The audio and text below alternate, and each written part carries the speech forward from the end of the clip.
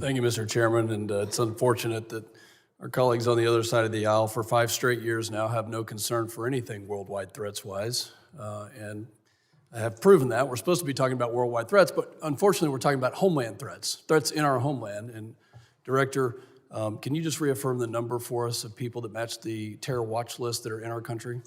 There's 18,000 known and suspected terrorists in the country right now that came in under Joe Biden's watch. 18,000. 18,000.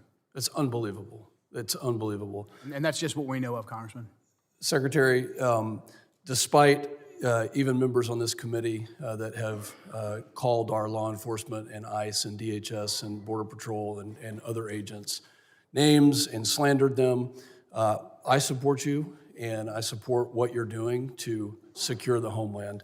The Working Families Tax Act allocated $13.5 billion to the Department of Homeland Security and the Department of Justice to reimburse states for the cost of the Biden-Harris administration's open border policies. No state suffered more than Texas. Fentanyl, drug and human trafficking, violent crime, stress on local emergency response services caused substantial damage to my district, to our state, to my constituents, to people that live and work in Texas. And in response, our state launched Operation Lone Star to secure the border when the Biden administration abdicated their responsibility to do that. We built miles of border wall, we had other barriers, we deployed state troopers, National Guard to deter the invasion that we suffered during this time period, which cost our state over $11 billion. And so as part of this Working Families Tax Act, we allocated $13.5 billion to reimburse those states. Last month, along with our senators, I led the Republican Texas delegation in sending a letter to you and Attorney General Bondi highlighting this and requesting that the state of Texas be fully reimbursed. And I wanted to get a status on that reimbursement today. Yes, thank you. And we still to this day remain incredibly grateful to the state of Texas for their leadership during that time. That was challenging times, devastating times for what we saw happening down there. And Texas stepped up in a way that was absolutely incredible. So yes, those dollars are being formulated and allocated. If you remember, many states deployed their National Guard down there. I was governor of South Dakota at that time, and my National Guard was deployed down there as well. So reconciling the costs for every single state and looking at that allocation, we're making sure we're doing due diligence to make sure that it's appropriated correctly. And just to be clear, I want to make sure that that money does come in the form of the reimbursement to Texas. That's what we're working with the White House on doing, sir. Okay. Yeah.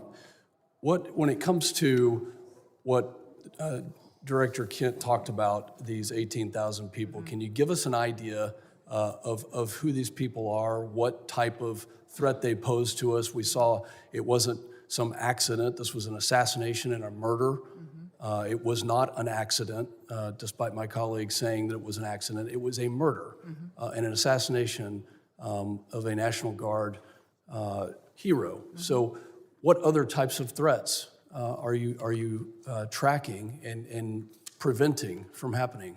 Yeah, I would say, sir, that we face the terrorists that we've faced for years in ISIS, Al-Qaeda, Hamas, individuals that are here that are radicalized, but also we face the cartels as they've infiltrated our country under the last administration, their proliferation of human trafficking, drugs, and violence, going after Tren de Aragua as well, MS-13. Those individuals are still a very real, clear danger every day on the streets, and we encounter them, arrest them, and deport them and bring them to justice each and every day. Beyond that, sir, you even have gangs in cities that are localized that are terrorist organizations. The Latin Kings in Chicago are absolutely terrorists to their communities, and we work every day to make sure that we're protecting those communities. So I could not prioritize one over another because they're all killers. They're all killers, and they all are destroying families each and every day. For both you and Director Kent, do terrorist organizations around the world, such as ISIS, Al-Qaeda, and others, still have an intent to attack America, to attack our homeland, to utilize every method? Absolutely. Our intelligence and our information that we deal with every single day is addressing those threats on our streets here in the United States. Director Kent, can you give us an idea of what those tactics, techniques, and procedures could be that we need to stay alert of? Honestly, the attacks of October 7th, the decentralized and just barbaric nature of that is the new terrorist playbook. They're not looking necessarily for a spectacular attack like we had on 9/11, but targets of opportunity like we tragically saw with the terrorist attack in Washington, D.C., these smaller cells or even individual operatives taking action, that's what has us very concerned, combined with just the sheer volume. My time has expired, Secretary. Thank you for your commitment to reimburse taxes. I yield back.